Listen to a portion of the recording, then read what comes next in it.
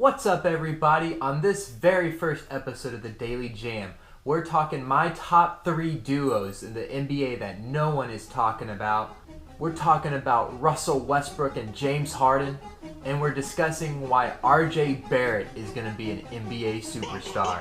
Stay tuned. What is up, everybody? Welcome to the very first episode of Daily Jam.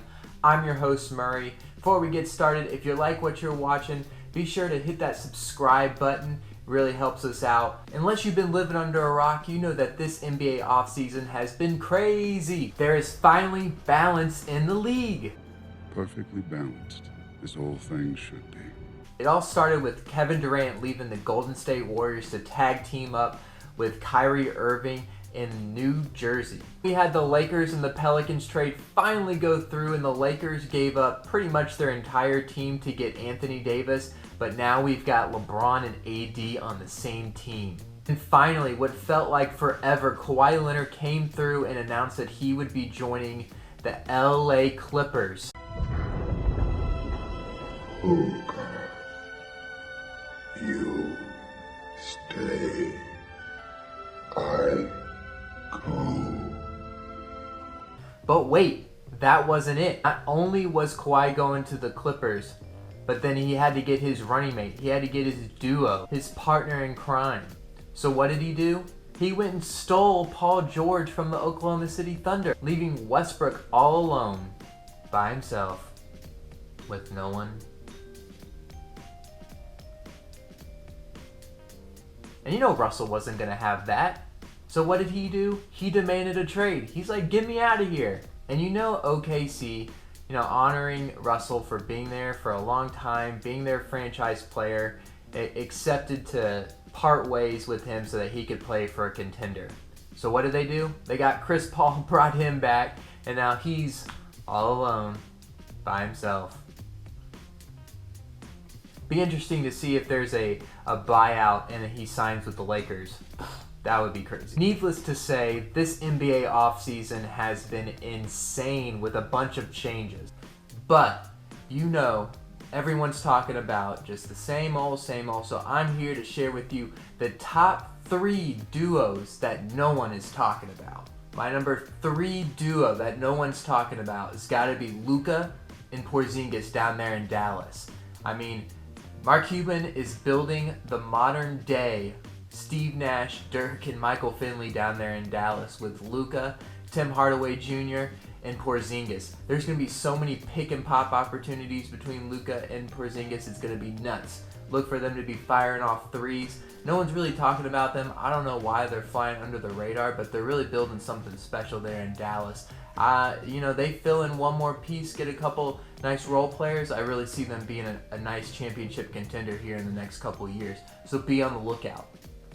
Number 2, I think low-key going underrated is got to be the Rookie of the Year candidate that Luka was competing against, Trae Young and John Collins.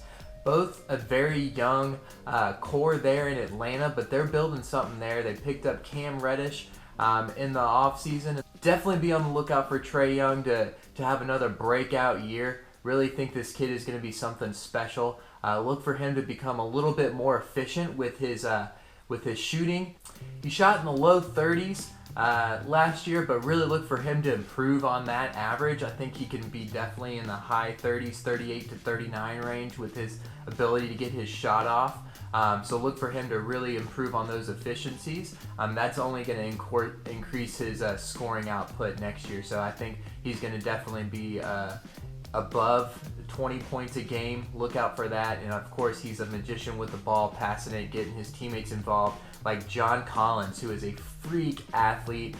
Really think he's going to take the next steps in terms of being a better defensive player. He's a rebounding machine. He's a freak athlete, averaged nearly 20 and 10 last year. So I think that's a duo that everyone should be looking out for. I don't see the Hawks doing too much. I think they're a playoff contender, not necessarily a championship contender, but definitely think that they're going to be on the rise here in the next couple years. So be on the lookout for Trae Young and John Collins.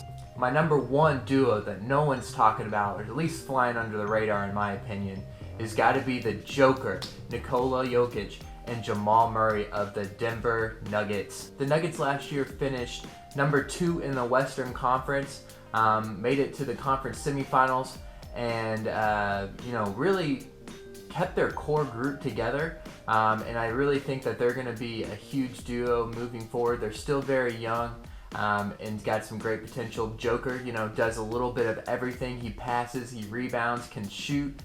He isn't the most athletic out there, but definitely gets it done. So big fan of the Joker. And Jamal Murray has the potential to be a very electrifying scorer in this league. He averaged almost 20 points a game. He's a great shooter. Shot nearly 40% from the three-point line.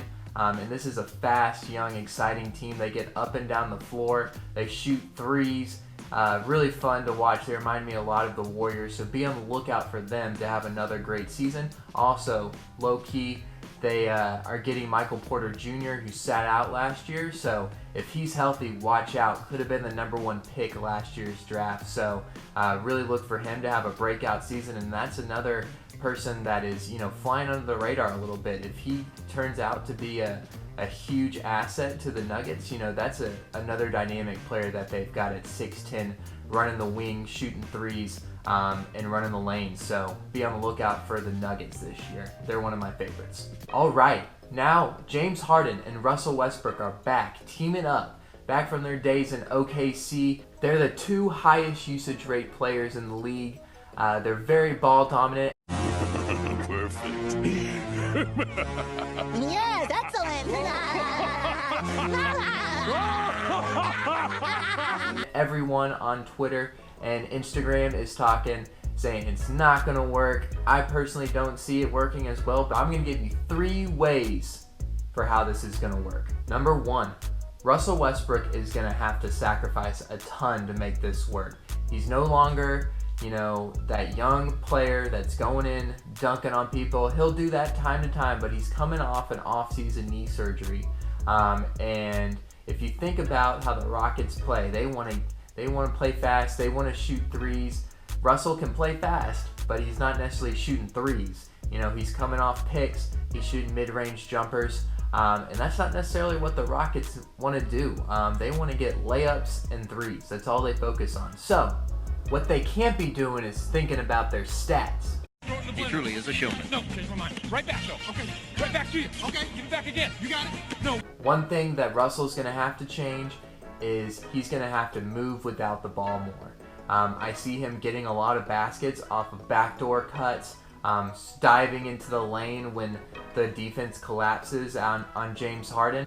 What he does give the Rockets over Chris Paul is definitely some more athleticism, some length on the perimeter to guard. He's definitely going to give them more rebounding than Chris Paul did. And also, I think just the locker room, James Harden and Russell, it's clear that they're friends.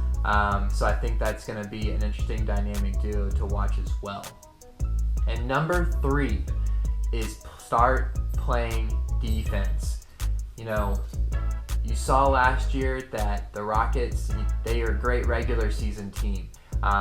When you're not having to rely on your defense and you're just shooting threes and can outscore people in the regular season, you're going to do well. When it comes playoff time and you need a stop, are they going to get that?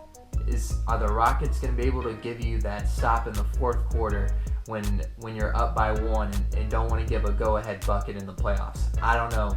I don't see that happening. With the Mike D'Antoni system, they're unproven to really get those stops and also make those shots. So we saw it last year in the playoffs with Stephen Curry just taking over in Game 6.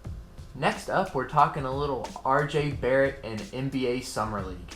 I watched the big overhyped game between Zion and RJ to kick off the Summer League. It was a little anticlimactic when Zion left after a quarter or so because of a knee injury.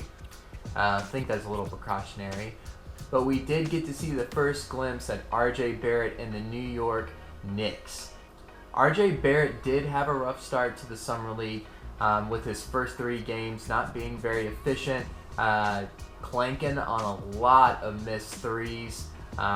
turning the ball over, but I'm here to tell you why RJ Barrett is bound to be an NBA superstar. First off, RJ Barrett has the mindset to be an NBA champion and to be an NBA All-Star. And as he'll tell you, he was built for this. Biggest thing is my confidence. I'm built for this.